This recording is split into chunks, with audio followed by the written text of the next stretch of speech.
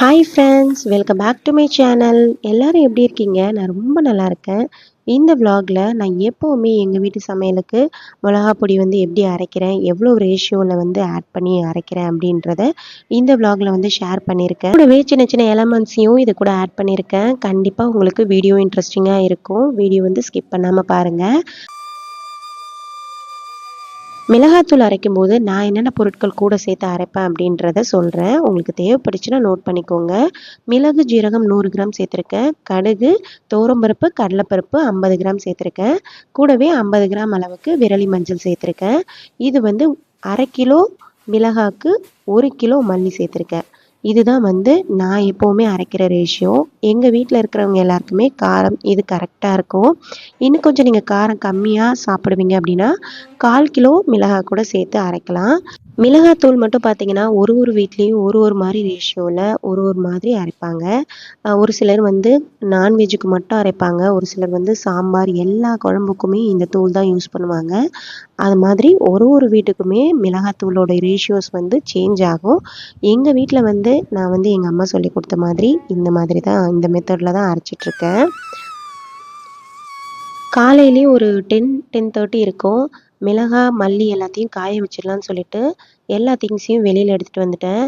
நான் வந்து மொட்டை மாடியில் காய வைக்க முடியாது. எனக்கு வந்து இந்த மாதிரி ஒரு பிளேஸ் இருக்கும் எங்கள் வீட்டில். இது வந்து ரெண்டல் ஹவுஸ் தான். ஏதாவது காய வைக்கணும் அப்படின்னா இது மேலே தான் காய வச்சுருவேன். நல்லா வெயில் வரும். ஒரு 2-3 மணி நேரம் தான் வெயில் இருக்கும். ஆனால் நல்லா வந்து வெயில் சுல்லுன்னு இருக்கும். அதனால் வெயில் வர்றதுக்கு முன்னாடியே எல்லாத்தையும் அரேஞ்ச் பண்ணி வச்சிடலான்னு சொல்லிட்டு அதை தான் வந்து அரேஞ்ச் பண்ணிகிட்ருக்கேன். வெயில் வந்ததுக்கப்புறம் நமக்கு சூப்பராக காஞ்சிரும். ஒரு 2 நாள் காய வச்சு எடுத்தாலே போதும். அதனால் ஃபஸ்ட்டு நாள் இது வந்து காய வச்சிட்ருக்கேன். கொஞ்ச நேரத்துலேயே பார்த்தீங்கன்னா சூப்பராக வெயில் வர ஆரம்பிச்சிருச்சு. சரின்னு சொல்லிட்டு எல்லாத்தையும் அரேஞ்ச் பண்ணி வச்சுட்டு அதுக்கப்புறமா கிச்சனில் கொஞ்சம் வேலை இருந்தது. பசங்க ஸ்கூலுக்கு போனதுக்கப்புறமா திங்ஸ் வந்து போட்டபடியாக அப்படி அப்படியே இருந்துச்சு. அதனால் கிச்சனுக்கு போயிட்டு கிச்சனில் திங்ஸ் எல்லாத்தையுமே அரேஞ்ச் பண்ணி வைக்கலான்னு சொல்லிட்டு கிச்சனுக்கு போயிட்டேன். கூடவே மதிய சமையலும் பண்ணணும். அதனால் நேற்றே சாமான்லாம் வந்து கழுவி வச்சுருந்தேன். அதெல்லாம் நல்லா காஞ்சிருந்தது. அதை வந்து அந்தந்த பிளேஸில் எடுத்து வச்சிடலான்னு சொல்லிட்டு அதுதான் வந்து எடுத்து வச்சிட்ருக்கேன். காலையிலேயே பசங்க ஸ்கூலுக்கு போகிறதுக்கு முன்னாடி கொஞ்சம் பரபரப்பாக எல்லா வேலையும் லஞ்சு, ஸ்நாக்ஸ் அப்படின்னு சொல்லிட்டு எல்லா வேலையும் ப்ரிப்பேர் பண்ணிகிட்டு இருக்கிறதுனால கிச்சன் வந்து கொஞ்சம் இப்படி தான் இருக்கும் அப்படி இப்படின்னு. அதுக்கப்புறமா அரேஞ்ச் பண்ணி வச்சுட்டு தான் மதிய சமையலே ரெடி பண்ணுவேன். அன்றைக்கி ஆஃப்டர்நூன் வந்து லஞ்ச் வந்து ரொம்ப சிம்பிளாகவே முடிச்சுட்டு பசங்களை ஸ்கூல்லேருந்து கூப்பிட்டு வந்து வீட்டில் வந்து தூங்க வச்சுட்டு அதுக்கப்புறமா தான் நான் மில்லுக்கு வந்திருந்தேன்.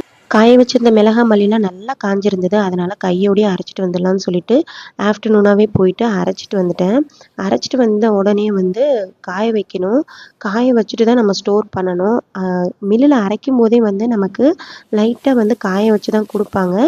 அதுக்கப்புறமும் நம்ம வீட்டில் வந்து வாங்கிட்டு வந்ததுக்கப்புறமா லைட்டாக இந்த மாதிரி கவரில் இல்லைனா வந்து நம்ம பாத்திரத்தில் அரைச்சி எடுத்துகிட்டு வந்தோன்னா இந்த மாதிரி ஓப்பன் பண்ணி நல்லா வந்து ஆற வச்சிடணும். நமக்கு மில்லில் வந்து ஆற வச்சு தான் கொடுப்பாங்க. நம்ம இருந்தாலும் வீட்டுக்கு வந்து ஒரு வெதுவெதுப்பான சூடு இருக்கும். அதை வந்து அப்படியே க்ளோஸ் பண்ணி வச்சிடக்கூடாது. இந்த மாதிரி லைட்டாக ஆற வச்சிடணும். ஒரு 2 to 3 ஹவர்ஸ் அப்படியே வச்சு ஆற வச்சிட்டோன்னா நமக்கு ரொம்ப நாள் வந்து கெடாமல் இருக்கும். அரைச்சிட்டு வந்ததுக்கப்புறம் பார்த்தீங்கன்னா கிச்சன் ஃபுல்லாக இந்த மிளகாப்பொடி வாசனை ஒரு 2 நாளைக்கு வரைக்கும் அப்படியே இருக்கும். நல்ல ஸ்மெல்லாக இருக்கும். கலர் பாருங்கள் சூப்பராக இருக்குது. அதனால் அப்படியே வந்து ஆறட்டும்னு சொல்லிட்டு ஒரு சைடில் வச்சுட்டேன். ஈவினிங்காக ஒரு 4-4:30 இருக்கும். ஹஸ்பண்ட் வந்து ஆஃபீஸ் கிளம்பணும். அதனால் ஃபஸ்ட்டு வந்து ஈவினிங் ஆனதும் டீ போடுறது தான் ஃபஸ்ட்டு வேலை.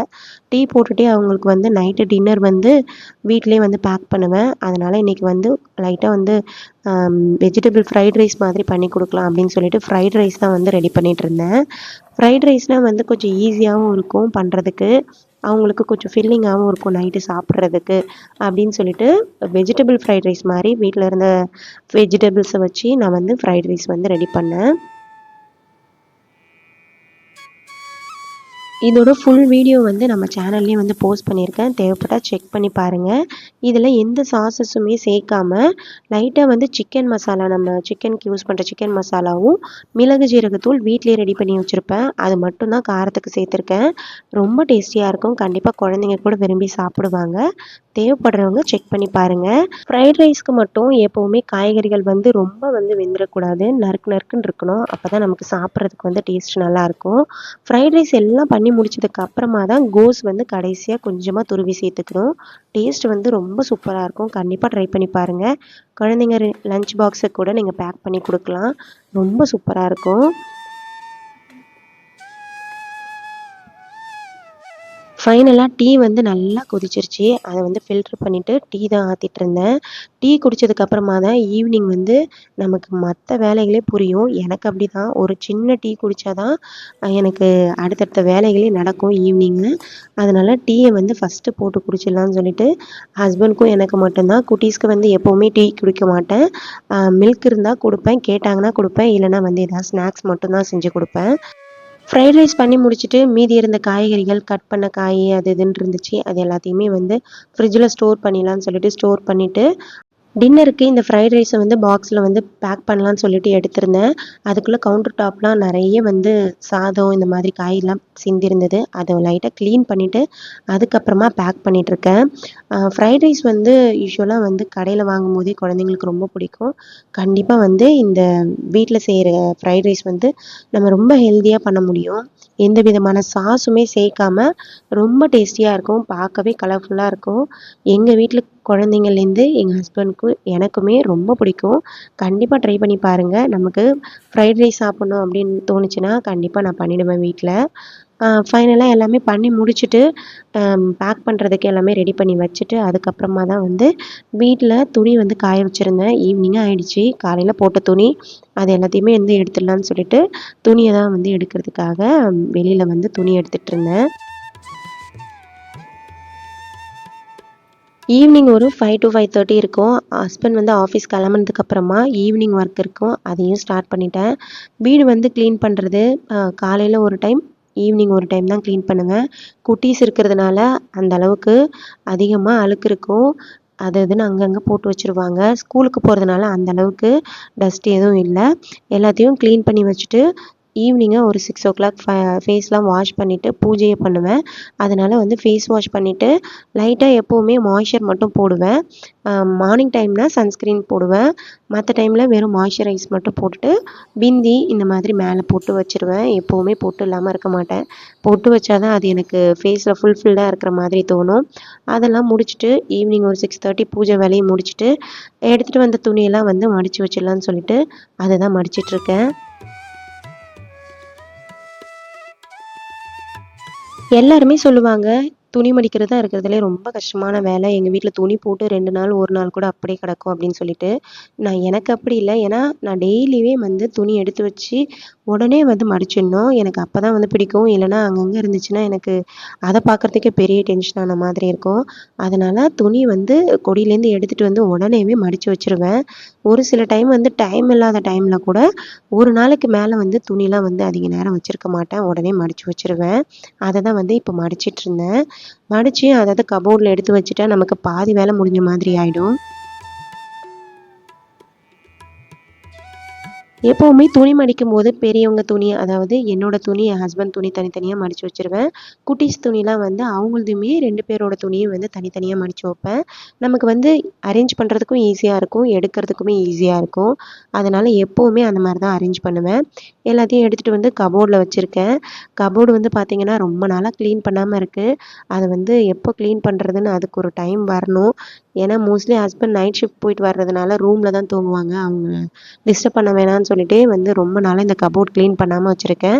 சாட்டர்டே சண்டே வரும்போது கண்டிப்பாக எப்போவாவது ஒரு நாள் க்ளீன் பண்ணிடணும். அதுக்கப்புறமா ஈவினிங் ஒரு 6:30 இருக்கும்.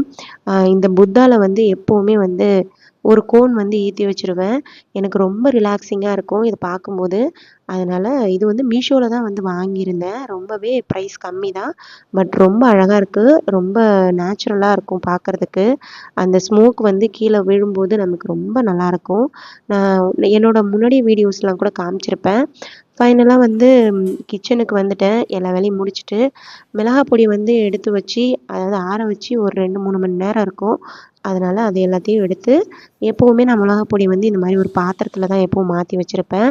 இந்த மிளகாய் பொடி அளவு பார்த்திங்கன்னா நாங்கள் 2 பேர் இருக்கிறதுக்கு ஒரு 6 மாதம் மேக்ஸிமம் ஒரு 5 மாதம் வரைக்குமே வரும்.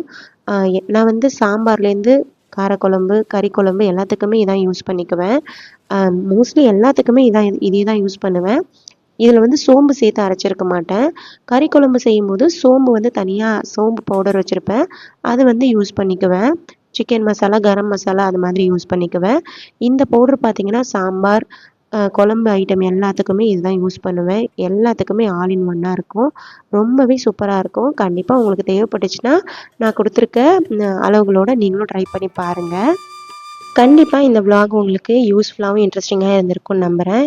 நெக்ஸ்ட்டு இன்னொரு vlogல மீட் பண்ணலாம். அது வரைக்கும் தேங்க்யூ, டாடா, பாய்.